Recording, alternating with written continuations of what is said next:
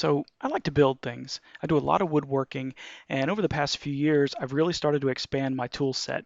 I started out with basic hand tools like a handsaw and a miter box, things like that, and I've slowly worked my way up to getting actual nice tools like a router, a compound miter saw, and I've actually started using those tools to build other things that I can use in the shop. I built a workbench that folds flat against the wall when not in use, etc. And I really wanted to get a pocket hole jig. Typically, when people think of pocket hole jigs, they immediately think of Craig. After all, Craig Summerfield invented the idea back in 1986. Anyway, until recently, these kits were a little on the pricey side, so I didn't give them much thought. Until recently, I didn't really do all that much woodworking and just couldn't justify the cost. Over the last few years, a number of other companies have started producing these systems. I was lucky enough to be contacted by Mulwark, one of these companies, who asked me to take a look at their system. So I was like, yeah.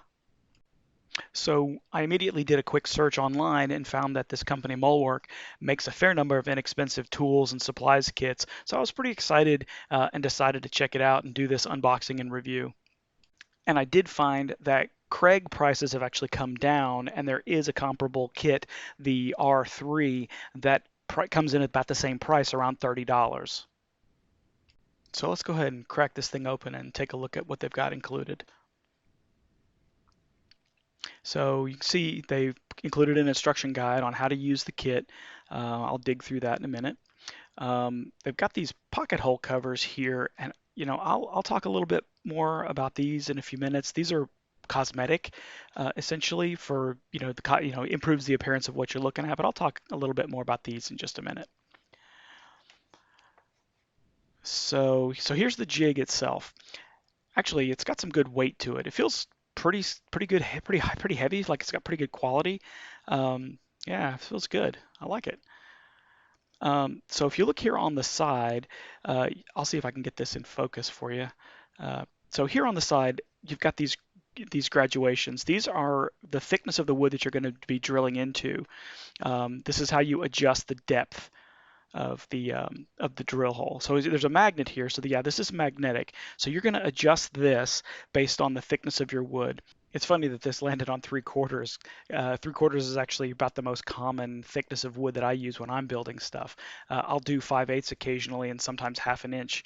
But it's funny that it's cool that the thing has so many different adjustment possibilities here. You can go from way down to something pretty thick, and then you use the back gauge here to adjust the drill bit depth. But I'll talk about that in a minute. So this is the business end. So what you can see here is this angle. So how this works is you decide on the thickness of your wood, then you're going to run the drill bit down through those holes.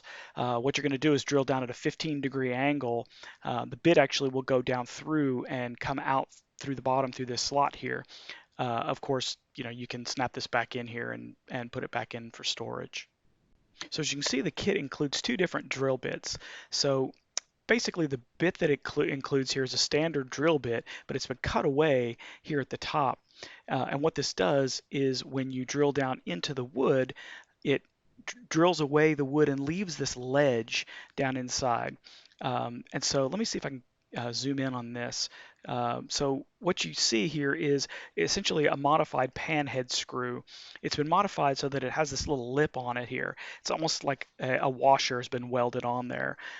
So when you put this screw down in, it screws down in there where this ledge has been left, and then it uses that ledge to basically bite down in and gives it something to pull against. Gives it a good solid foundation.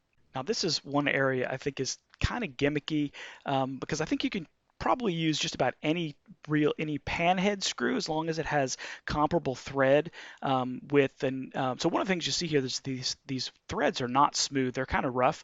This will really help this screw to bite down into the wood and grip so that it doesn't back its way back out. So this is, yeah.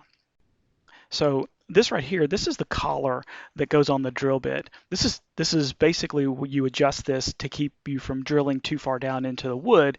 So when you use this, you actually adjust the depth based on the thickness of your wood so that you don't punch too far and go out the other side.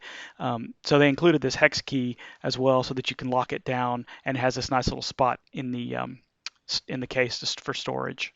So this other bit, again, is a little bit gimmicky. It's basically a specialized screwdriver bit. I don't like these because you're basically locked into using this specific type of screws. It's basically just a square hole that fits into that type of screw. So you can't use this with like a Phillips or whatever. You have to use this kind of screw. I mean, it's cool. This is a nice place to get started because they include a whole bunch of different sizes, these little short guys and a little bit longer and whatever. But, if you're building a cabinet or a shelf or something, you're going to blow through these included ones in a hurry. Then you'll just be using whatever you have on hand. So one thing that I did want to point out about with this kit is um, that for a lot of other kinds of projects you're going to want to countersink your stuff and not use flatheads because they'd be on the outside. You're going to flare out. So you're going to countersink the screw so that it's flush. But with these, because it's inside the pocket hole, you don't have to worry about that. You need that ledge that I talked about, so you need to use panhead screws. Overall, I mean, this is a nice little kit. And back to these. So I can't imagine if I use these, I can't imagine never buying any more just because, finish work is fine, but, these holes are likely going to be in places you're not going to see them, inside of drawers or areas that you don't see unless the drawer's open, or maybe under a shelf or something that you wouldn't likely see. You never know. When I actually start using, this kit and might use these, I mean, I might actually buy some more. Who knows? So I don't know. It's hard to say. But anyway, so I mean, this is definitely a nice little kit. I'm going to start looking for some place that I can actually use this guy. So you can see here on the bottom, it has a nice list of the contents. So basically, if you use up all of one of the screws that's in here, you know what it's called, and you can actually go and buy more if you actually want to buy more of those. Um, it shows a picture here of what the components are. It has all the different pieces labeled, and then even has a picture here on the right side that shows you what the finished product looks like once you've drilled the holes through the wood and actually put a screw in. That's pretty cool. Yeah. So what I ended up doing was I took an old piece of wood from a cedar play set that I had broken down, and I went ahead and cut it into four equal pieces. I was a bit too lazy to drag out all my tools, so I just grabbed the handsaw and miter box to use. So the first thing you do with this kit is measure the thickness of your wood. And as you can see, this is about a 5/8 inch thick piece of wood. And once you've got your wood thickness measured, you basically take the drill bit and line it up on the thickness on the gauge on the bottom and put the collar on and then tighten that collar down. So then you take the jig and clamp it down on the wood in the direction that you want to do your drilling. So you can see here that the drill bit is going to come in and drill down into the wood. I got a little overexcited and pushed the drill bit down in pretty hard rather than letting the drill bit do the work. And so as you can see, it kind of chewed up the wood a little bit. This is a pretty brittle, dry piece of wood, so it did tear it up a little bit. But since this was just for testing, I wasn't too concerned about it. Now you can see the finished joint where I've actually put the screws in. So I basically took all the different pieces and assembled them into this box that I wasn't really going to do anything with until I realized that this is actually pretty good outdoor wood, hence that it came from a place set. So I actually took this and used it to set a planter on outside in my garden. But for due diligence, I did take a piece of MDF, followed the same procedures, took my time drilling the holes, and as you can see, I got a much better finished hole and better joint. So the wood would probably hold up better in the long run. So if you like this video, give me a thumbs up and subscribe. If you used one of these before, let me know in the comments because I don't know anyone who's purchased one of this particular brand.